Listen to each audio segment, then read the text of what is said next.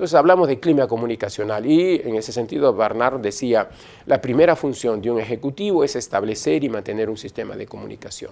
Mejor dicho, el liderazgo que lleva a cambios en la organización tiene que ser dado a través de la comunicación.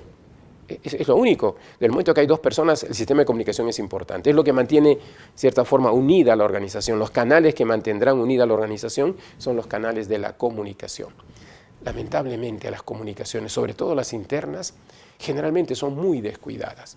A veces pensamos que comunicación consiste solamente en colocar cierta información en unas vitrinas, unos pósters, de vez en cuando mandar un correo. Eso no es comunicación. La comunicación es tarea de expertos que planifican las campañas de comunicación, sobre todo en momentos de cambio. Planifican las campañas de comunicación, verifican que la campaña logre su objetivo. Muchas veces decimos, ¿y ya comunicaron? Sí, ya mandamos el correo. Eso no es suficiente. La pregunta es, ¿mandaron el correo? ¿Verificaron que las personas lo recibieron? Y sobre todo, ¿verificaron que lo entendieron y logramos lo que queremos lograr con la comunicación? De repente queremos solamente informar. ¿Están informados? De repente queremos que se mueva y hagan algo. ¿Hicieron eso? O sea, la comunicación no es lo que se emite. La comunicación es lo que se obtiene de esa emisión y que tiene que haber sido planificado. ¿Cómo lo verificamos?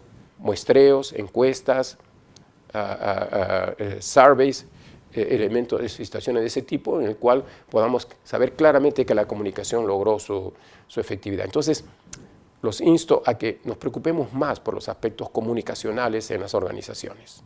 Bien, entonces si la primera función de un ejecutivo es establecer y mantener un sistema adecuado de comunicaciones, ¿por qué no ocurre? ¿Por qué, como mencionábamos, se descuida tanto esta función dentro de las organizaciones? Quizás diríamos que en la práctica no intervienen porque o no se educa a los ejecutivos en la importancia del sistema de comunicación, porque no se ponen o no da recursos a su disposición para ejecutar esta función tan importante comunicacional. Eso nos lleva entonces a recalcar que un ejecutivo, una persona que toma decisiones, una persona que quiere ejercer liderazgo, tiene las responsabilidades de informar, también las responsabilidades de oír, porque el sistema de comunicación, algunos lo entienden como que ya enviamos, no, y el retorno. También la función del sistema comunicacional es oír, escuchar, para poder persuadir de esa manera. Recuerden, credibilidad, razón, emoción, los tres principios de Aristóteles para persuadir. Para eso se necesita un sistema de comunicación apropiado, de ida y de vuelta. Esto es un proceso humano, por consiguiente, tenemos que considerar los distintos confiabilidad de los canales, analizar ¿en qué confían más los trabajadores? ¿En la palabra del gerente, en un correo, en una carta, en un video, en una presentación grupal, etcétera? ¿A través de qué canales son más confiables y son mejor recibidos los mensajes del sistema de comunicación?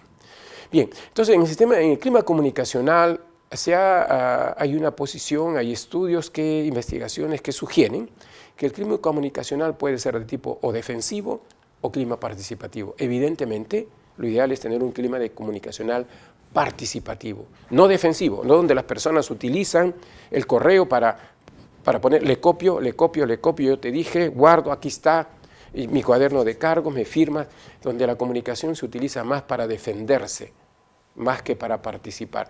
¿En qué se diferencia? Extendámonos un poco más en este tema de clima participativo y clima defensivo. El clima participativo apoya al trabajador, apoya a los que tienen menos nivel jerárquico para que puedan exponer también su punto de vista.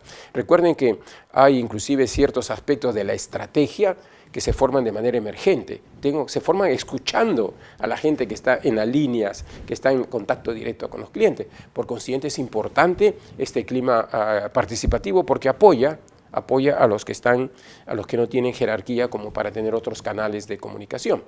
El defensivo, en cambio, lo pone en guardia. El defensivo lo que hace es, le permite simplemente, lo usa para salvaguardar responsabilidades, ¿no? Ahora, los principios de gestión clásico, lamentablemente, ciertos estilos tradicionales, lo que hacen es propiciar un clima defensivo y no un clima distendido, un clima sincero, de ida y vuelta, participativo, ¿no?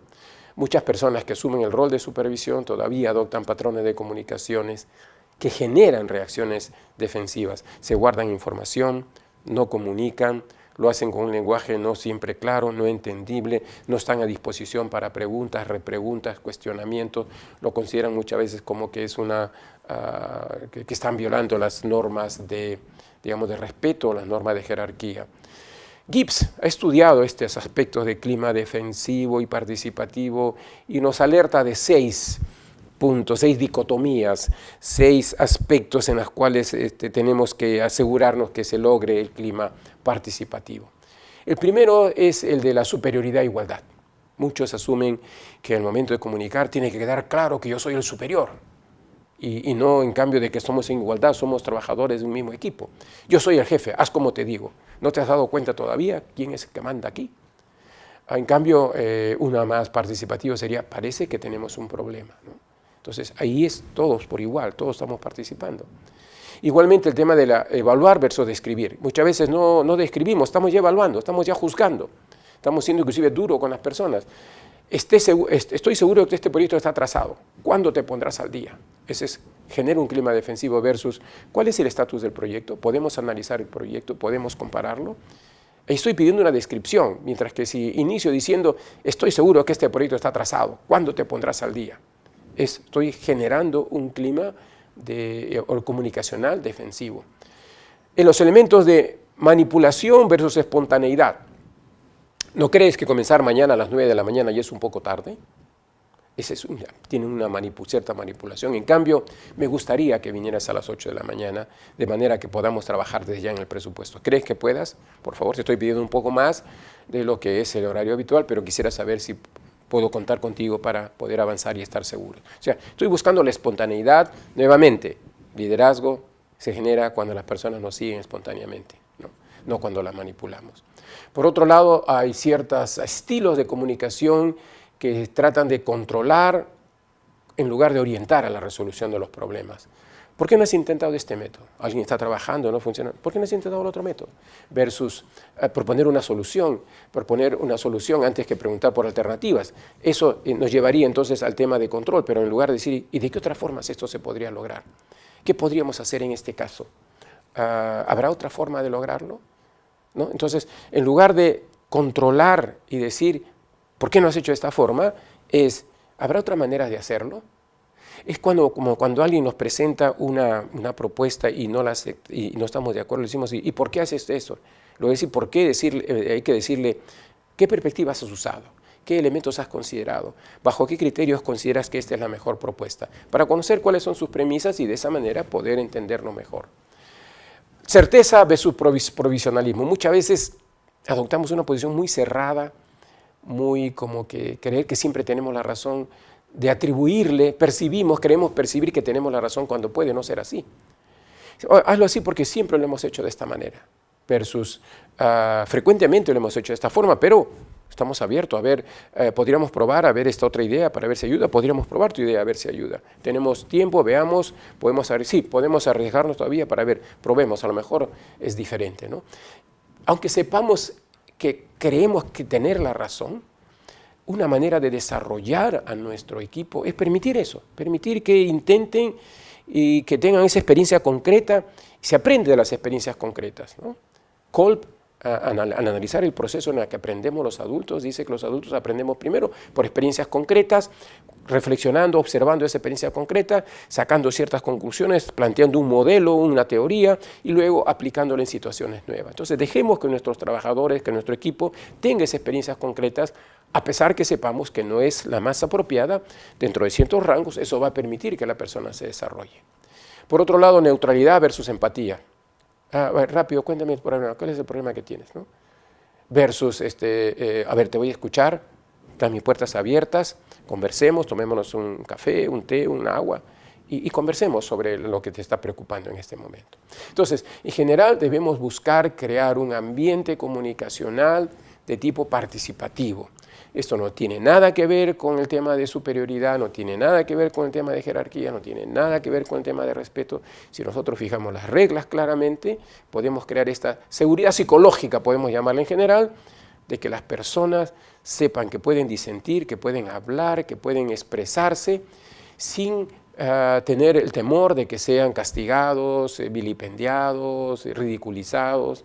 En general, sin pensar que van a recibir perjuicios o reprimendas por haber opinado libremente, ¿verdad? Entonces, en este modelo finalmente podemos dejarlo para que lo estudien en el sentido que un clima comunicacional participativo, esto es abierto y apoyador, por un lado tiene que tener apertura a la información, por otro lado tiene que haber una interacción que apoye esa comunicación. Por apertura nos referimos a que debe recibir la información adecuada, también hay que tener cuidado con el exceso de información adecuada, que el flujo sea el apropiado, y que esto esté involucrado en todas las prácticas gerenciales, en el sistema de gestión del desempeño, en el sistema de gestión en general de personal, gestión de equipos, los sistemas estratégicos, todos ellos deben considerar cómo fluye, hacia quiénes llega esta información, quiénes deben saberlo y en el nivel y la cantidad apropiada. O sea, tenemos que revisar los procesos para saber cómo la información debe fluir, salir, almacenarse dentro de este proceso.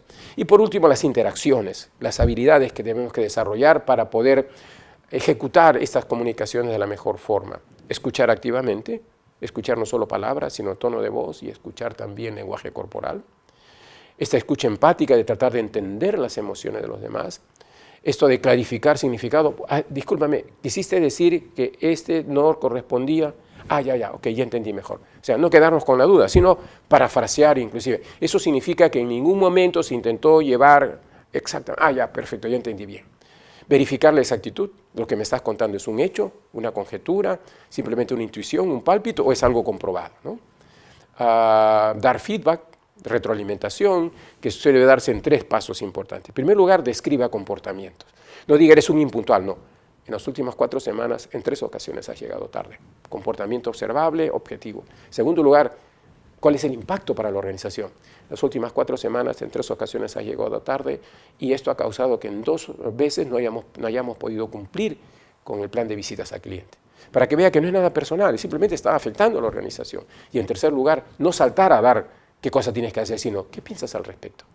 Al preguntarle qué piensas al respecto, estoy tratando de indagar si su actitud ha valorado correctamente la importancia de ese comportamiento. Y de acuerdo a eso podría interactuar y qué piensas hacer al respecto. No darle nosotros la solución, ¿qué piensas hacer al respecto? Si nosotros le decimos, toma tu carro antes, levántate más temprano, y no funciona, luego nos dirá, no funcionó, ¿qué hago ahora? Expresar emociones, manejar el conflicto, instruir claramente y sobre todo propiciar la interacción, que eso es lo que logra que realmente nos comuniquemos.